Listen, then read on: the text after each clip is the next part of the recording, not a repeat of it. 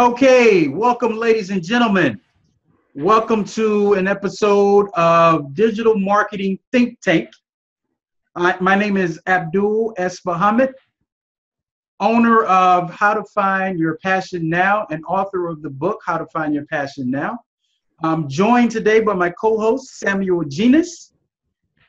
And we'll talk more about ourselves a little bit later on. But today we're going to talk about an interesting topic, and it's basically how to sell to strangers. Now, I know that word may sound crazy when you say how to sell to strangers, because how do you sell to strangers? And we're going to get into that, but I'm going to start it off with a quick story. So a while back when I first started off in business, I used to sell at kiosks in the malls, and I sold handbags that were imported from Nepal. Now, they're from Nepal, but they're scattered all across the United States and the world. So they're pretty popular bags. And I had a sales guy that was beside me that sold hair straighteners. Now, his tactic of selling these hair straighteners were he saw people actually passing by his kiosk, and he would flag them down like, hey, ma'am, let me get a piece of your hair. And sometimes he would leave the area of his kiosk to try to, get out there and wave them in. And he was met with a lot of rejection, right? Now, with my kiosk, the way it worked is I had my bags, and people would come to my booth, and I would just say real quick, because I didn't want to bother them, like, I'm here if you need me. So let me know. And I would hear these conversations that the women were having, and they were talking about things like, oh, Susie had a bag like this. I saw this bag in Wisconsin, or whatever it was, but they were familiar with the bag. Now, one method I'm going to call cold traffic, which is what he was doing. He was trying to introduce somebody to a product for the first time through, let me try something on your hair. And a lot of women were like, oh, don't mess with my hair. And then with me, it was more warm because people were more familiar. And I'm going to open the floor here to Samuel, because we're going to talk about it from a digital marketing perspective. So Sam, what do you have to add to this? Yes. So basically, when we talk about, we talk about strangers, right? Like you said, okay, you have strangers. They don't know anything about your product. They don't know anything about your services. They don't know anything about you.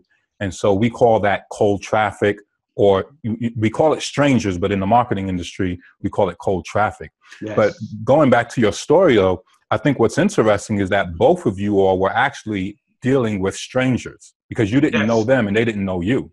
Mm-hmm. The difference was you was in a better position to interact with those strangers because you was selling a product that they was familiar with, and they was able to, they had some experience with that type of product. Meanwhile, the other guy was introducing something that they were unfamiliar with. Both of you all were dealing with strangers, but your approach was a little bit better because you had a familiar product. Yes. Right. Yes. And so hence you was able to get more traction and get more customers that way. And so when we talk about, entrepreneurs going after strangers, it's very hard for entrepreneurs to do that, because most entrepreneurs, when they start their business, they go to people they're familiar with, which is family and friends, right? Mm-hmm. And so when they get ready to go after strangers, they get cold feet, they get scared, they feel intimidated, they have all these kind of weird things that they feel, and as a result, they don't really take time to go after those strangers. And so the solution really is we have to take time to learn how to reach a stranger, how to take a stranger, cold traffic, make them warm, and then make them warmer, and then eventually turn them into a hot customer. Okay, to add to what you're saying, and I see this a lot on social media, and people who are in MLMs, for instance, they say start off with your friends and family, right? And a lot of times, I think that's a false representation of your client, because a lot of times they buy from you because they just want to support you. Right. Maybe they're not real customers. They're not interested maybe in your product. They just say, hey, you know what? John or Sally is starting a business. Let's support her. Right. And the problem with that approach too, sometimes, yeah, it's okay to get a customer, but it's like, why did they buy from me? Right. Um, Exactly. and the reality is none of us have enough friends and families to grow a successful business. Right. Mhm. We don't have enough. The average person only knows about 30 people. Like Mhm. they come in contact with roughly 10,000 people in their lifetime, according to something that I read, but they're only interact with, regularly with around 30 people. That's not enough and a lot of those 30 people are friends and family who are not even your targeted audience. Yeah. Right. And so the key is to find out who your target audience is. Some of them may be friends, but the majority of them, 99% of them, is going to be people you don't know. Right. Mhm. And so if you're not a people person, if you don't, if you don't like talking to other people besides your family and friends, if you are not planning on trying to sell your book to people outside of your family and friends circle, then you're not going to have a successful business. And so the goal is to first, one, understand your targeted audience. Understand. Study your targeted audience, because even though you may not know their name, you should know their pain points. You Mhm. should know. You should be able to speak their language. And the way you're able to speak their language is because you've studied your targeted audience. So if I'm selling a Yeah. weight loss program, okay, who is that? Who am I targeting? I'm targeting people overweight. I may be targeting mothers who had a baby or 2 or 3 babies or had a C-section and trying to lose that belly fat and stuff like that. Maybe I'm dealing with people who probably had depression, and as a result of depression, they started eating and stuff like that. So I need to know who my audience is, even though I don't know their name. And then I also need to know where they're located and stuff like that. And I need to speak their language, literally, like speak English if they speak English. Mhm. If I'm speaking to women, speak to women in a way that women can understand. Exactly. Don't talk to a woman and using male or macho words. You know what I mean? Same thing. Mhm. If my audience is teenagers, let me speak to them in terms that teenagers understand. So I'm gonna speak their language, speak to their pain points, speak to their hurts, speak about them. And something else I did, Samuel, was I used to sell these Bob Marley shirts, right? Mm-hmm. And I would take these shirts anywhere to sell. I've even taken these shirts to like country festivals and sell. And I noticed that when I took the shirts there, I didn't have much success as I did with taking it to a reggae festival. Mm-hmm. And the reason why is because the audience Right. was not. I had more of the audience who were into the product at the reggae festival Right. versus here. They were basically the warm traffic. And real Which definition was that. Yeah, which goes to the point, right? Mhm. Because you have to know what kind of fish you're looking for, right? Fishes mean Exactly. customers. But then you also need to know what pond Mm-hmm. they're in. Mm-hmm. And then you need to know what bait to use. And so therefore, I need to know, where is my audience? Is my audience at a reggae festival? Is my audience at a rock concert? Is my Yes. audience at a senior citizens location, right? Who's my audience? You know what I mean?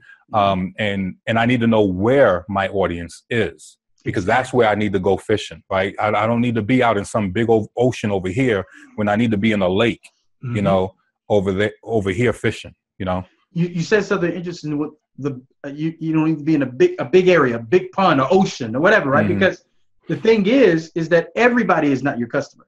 Right. And You that's don't. okay. That's perfectly okay. Right. So, but that's why it's so important to find your audience, Right. your audience, and pinpoint them, and make sure that what you have is maybe solves a problem that maybe that they have, or is just something that demographic likes. Right. So you have to know, some people will say things like, I'd be like, who's your audience? Or who are you targeting? They be like, everybody. And I'm like, no, that's not a good answer. If you're targeting everybody, you reach nobody. Right. So, Ooh. so the real key is, it's like, study them, understand what their pain points is, make the conversation about them, not about you. Don't tell them how great you are, all this other stuff, but talk about them, talk about their pain points. Say, hey, you know, talk about their needs, talk about their wants, and then talk about how you can solve their problem. And Yes. then provide 1 or 2 case studies, maybe 1 or 2 testimonials, right? Because we already know, when you start talking about somebody else's problems, in their mind, they're going to be like, why should I listen to you? Right. Exactly. And so we want to premeditate those questions, right? We like, okay, or we want to know that people are thinking that way. So we want to answer that question before they even ask it. Or we may say, hey, so I know you may be wondering, why should you listen to me? Well, because we've dealt with people in your same situation, and this is who they were before they dealt with us. And after we dealt with them and provided our products and services, these are the positive results they had, Yeah. And then you can start talking a little bit about yourself. That's true. Now we're going to just break down real quick. We're just going to try to keep this short here, because this is a topic that we can talk about for hours. Yeah. There's 3 different types of traffic. There's the cold traffic, there's warm traffic, and there's hot traffic. Mm-hmm. And I'll just be real brief, and then Samuel, you can jump in on this also, is that cold traffic, you don't immediately try to sell the cold traffic. No. Because they're just finding out about you. They're wondering, like, how are you even qualified to even give this message? It's just like, it's basically what we talked about. There's no trust. Right. Exactly. Now, the warm traffic is that they've gotten to know you a little better. Right. Maybe they've read some of your blog posts. Maybe they've visited one of your webinars, or they've seen your videos on YouTube, or they've seen you drive around town if you're offline, and they saw your ad on your what do you call it, the thing on the side of the vehicles, decals or something. Decals or something. You saw you passing around, or saw your commercial. And hot traffic is basically someone who's bought from you before. They've actually pulled their wallet out and did business with you. And those are the 3 levels. Those are the 3 levels of traffic. Do you want to add something there? Yeah. And basically, when we're going after cold traffic, because you want to go after cold traffic, right? Mm-hmm. And you want to convert them to warm traffic, and you definitely don't want warm traffic getting cold again. Exactly. So that means you got to nurture your warm traffic. But specifically dealing with cold traffic, the strangers, right? Like you said earlier, you don't want to just try to sell them everything, right? Just like a man talking to a woman, you just don't walk up to her and say, hey, do you want to marry me, right? You have to first get a phone number. You have to first try to have some small conversation. See if you can talk about something that you all share in common. If you met her at a sporting event, well, talk about basketball, talk about the sport that you're there for, and try to work up some conversation. And the only thing you really want at that moment, really, you just want the phone number or her email, right? You're not trying to get married to her and do the honeymoon and have kids, Mm-hmm. Yes, that's what you're thinking, but right? That's what you want, but you can't say all that to cold traffic, right? You have to take these little baby steps and help them make a decision over time, And so the better you present yourself, and that's going to require patience, right? Yes. So we can't be desperate. We can't sound desperate. We have to be patient. We have to, some people say you have to touch a prospect at least 7 times before they buy from you, Mm-hmm. So you got to be prepared to, to have systems in place where it takes, 2 or 3 weeks before you get them as a customer, because you're willing to do that nurturing process till they become a customer, All right. So let me just, like I said, we could talk about this for a long time, and there's definitely other videos and blog posts and things we have. Yeah, we just need to invite them to the group. That's true. Yeah. So, speaking of that, so let me just tell you guys who I am, because you guys may be cold traffic. My name is Abdul S. Muhammad. Like I said, I'm the author of How to Find Your Passion Now. I have an audience that's called How to Find Your Passion Now. And I have 6 marketing certifications from marketing, a digital marketer, Ryan Deiss.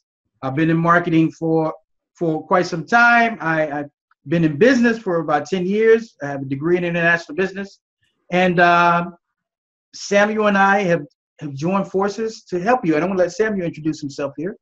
Yeah, so my name is Samuel Genus, and I'm the owner of UShare 360. My company created an all-in-one sales and marketing platform for small businesses. I, too, am passionate about digital marketing and have received some of the same certifications that Abdul have received. In fact, we are digital marketing classmates. And so we teamed up together and created a digital marketing think tank. This think tank was created to help entrepreneurs like you reach critical milestones in their business. The first milestone is generating 25 new leads every week on a consistent basis. So we have a Facebook members only group in which you will receive collaboration, training, and even done for you services that will help you reach this major milestone in your business. So just think about it. 25 new leads, times per week times 52 weeks is roughly 1,300 new leads per year. If you only converted 25% of those to customers, how much money would you make? Now that's just the beginning. So there's, you can do 50 leads a week, 100 leads a week, but we want to help small businesses first reach that first milestone and then take them to the next level. So this group is not designed for everyone, right? It's not free. It costs $37 a month to be a part of the group. And with that, you get access to our members only group. You get access to all of our training materials, to our webinars that we do. We do live sessions within the group as well. We'll answer questions and things of that nature. We'll even can do products for you at a reasonable amount. And so if you're interested, just go to www.digitalmarketerthinktank.com/join. That's digitalmarketerthinktank.com/join. Digital Marketer Think Tank. Yeah, Think Tank. Got it. Okay. Well, thank you guys for joining us today. We're going to try to give you the basically the meat, but also try to keep it short. So check out future videos that we may have, and thank you guys for joining us today. Take care.